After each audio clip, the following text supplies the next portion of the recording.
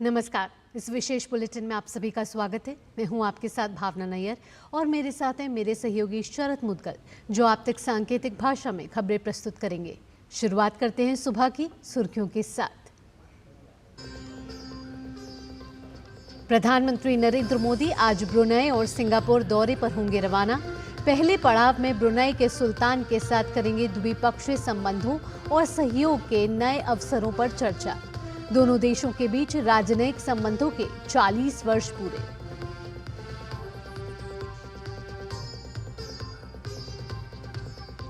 तेलंगाना में बारिश से जुड़ी घटनाओं में अब तक 16 लोगों की मौत। आंध्र प्रदेश, महाराष्ट्र और गुजरात के कई क्षेत्रों में भी बारिश ने बढ़ाई लोगों की दिक्कतें। खराब मौसम के कारण जम्मू कश्मीर के रियासी में आज स्कूल बंद।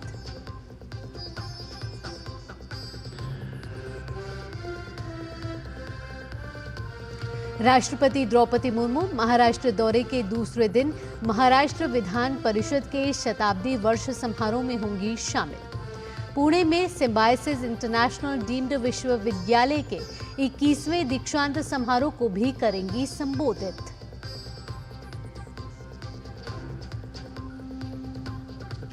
शराब नीति घोटाला मामले में जेल में बंद दिल्ली के मुख्यमंत्री अरविंद केजरीवाल की न्यायिक हिरासत का आज अंतिम दिन। सीबीआई की तरफ से जारी चौथी सप्लीमेंट्री चार्जशीट पर आज आ सकता है फैसला।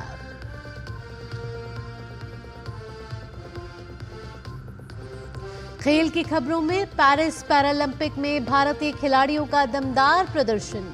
5वें दिन 2 स्वर्ण, 3 रजत और 3 कांस्य पदक जीते। सुमित अंतिल ने पैरालंपिक रिकॉर्ड के साथ जावलिन में जीता स्वर्ण। यूएस ओपन में भारत के रोहन बोपन्ना ने मिश्रित युगल के सेमीफाइनल में बनाया स्थान। बोपन्ना और उनके इंडोनेशियाई जोड़ीदार ने क्वार्टर फाइनल में मैथ्यू एब्डन और बारबोरा क्रेजिकोवा की चौथी वरीयता प्राप्त जोड़ी को दी मात।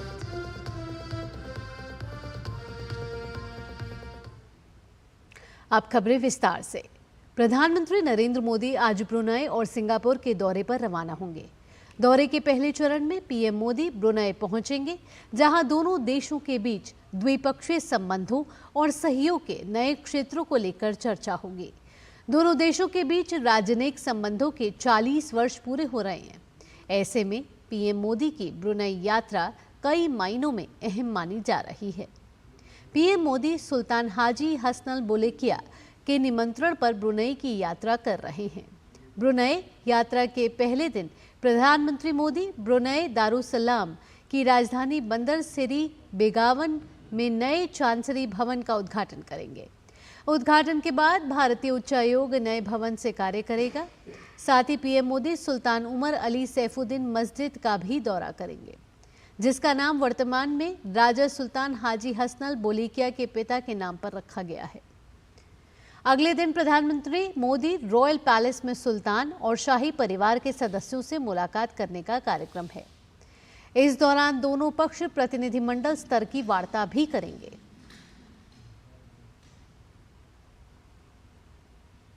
ब्रुनई के बाद प्रधानमंत्री नरेंद्र मोदी 4 और 5 सितंबर को सिंगापुर की यात्रा पर रहेंगे। सिंगापुर भारत के बीच रणनीतिक साझेदारी के 10 साल पूरे हो रहे हैं। इस मौके पर पीएम मोदी सिंगापुर के प्रधानमंत्री लॉरेंस वोंग से द्विपक्षीय मुलाकात करेंगे। राष्ट्रपति द्रौपदी मुर्मू 3 दिवसीय दौरे पर महाराष्ट्र में हैं। दौरे के दूसरे दिन आज वह पुणे में सिम्बायोसिस इंटरनेशनल डीम्ड यूनिवर्सिटी के 21वें दीक्षांत समारोह में शामिल होंगी और उसे संबोधित करेंगी। इसके बाद वह मुंबई में महाराष्ट्र विधान परिषद के शताब्दी वर्ष समारोह में शामिल होंगी। राष्ट्रपति कल लातूर के उदगीर में बुद्ध विहार का उद्घाटन करेंगी। साथ ही वे उदगीर में महाराष्ट्र सरकार की शासन अपल्या दारी और मुख्यमंत्री माझी लड़की बहन योजना के लाभार्थियों की सभा को संबोधित करेंगी।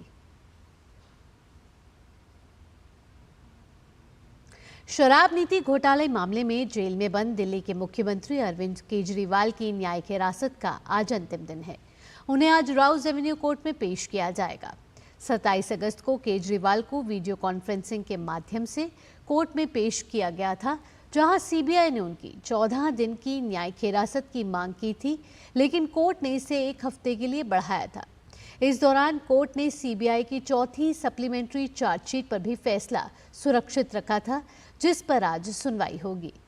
23 अगस्त को सीबीआई ने अदालत को बताया था कि उन्हें केजरीवाल और आप विधायक दुर्गेश पाठक के खिलाफ केस चलाने को मंजूरी मिल गई है। आपको बता दें कि सीबीआई ने 26 जून को शराब नीति केस में भ्रष्टाचार के आरोपों पर केजरीवाल को गिरफ्तार किया था, जबकि सुप्रीम कोर्ट ने ईडी के मनी लॉन्ड्रिंग केस में अरविंद केजरीवाल को 12 जुलाई को जमानत दे दी थी।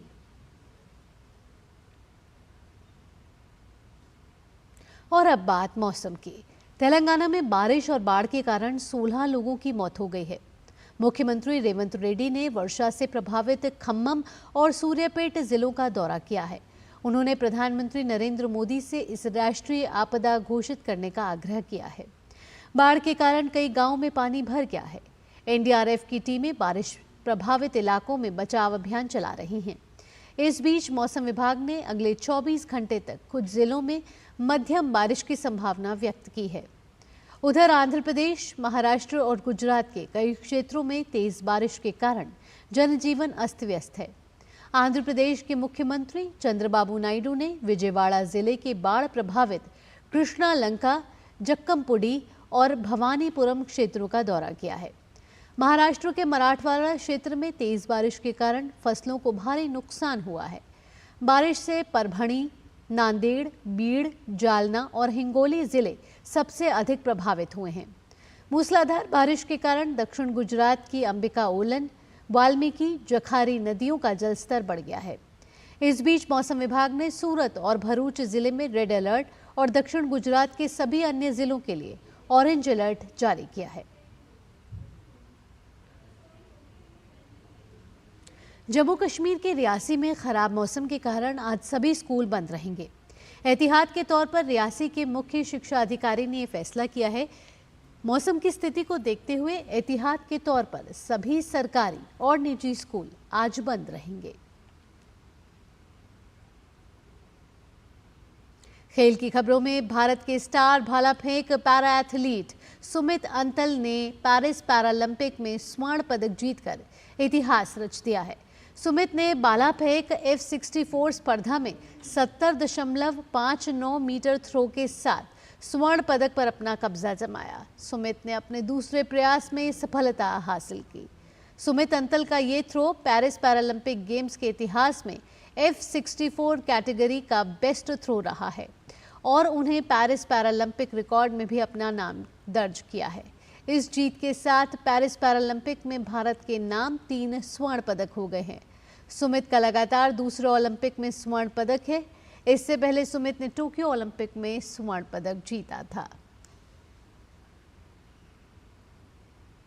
पेरिस पैरालंपिक में बैडमिंटन के पुरुष एकल में SL4 फाइनल में सुहास को रजत पदक से संतोष करना पड़ा है।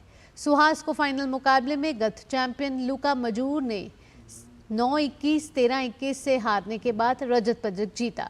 उनके पदक जीतने से पेरिस पैरालंपिक में भारत की पदकों की संख्या बढ़कर 12 हो गई है।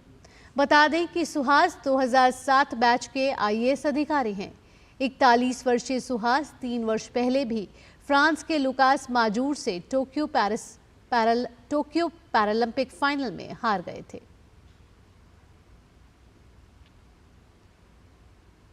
पेरिस पैरालंपिक के तीरंदाजी स्पर्धा में भारत की शीतल देवी और राकेश कुमार ने कांस्य पदक जीत लिया है।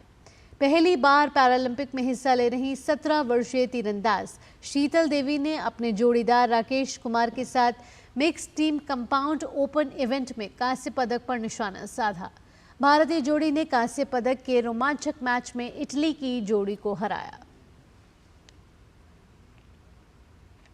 भारतीय दिग्गज टेनिस खिलाड़ी रोहन बोपन्ना ने US ओपन के मिश्रित युगल के सेमीफाइनल में स्थान बना लिया है। बोपन्ना ने इंडोनेशियाई की एलिडला सुतियादी के साथ मिलकर अंतिम 4 में जगह बनाई। क्वार्टर फाइनल में बोपन्ना और एल्डिला की जोड़ी ने मैथ्यू एब्डन और बारबोरा क्रेजिकोवा की चौथी वरीयता प्राप्त जोड़ी को हराने में सफलता पाई। उन्होंने मुकाबले को 7-6, 2-6, 10-7 से अपने नाम किया।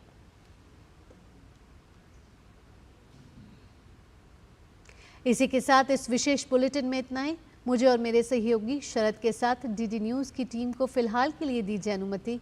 खबरों का सिलसिला यूं ही जारी रहेगा। नमस्कार।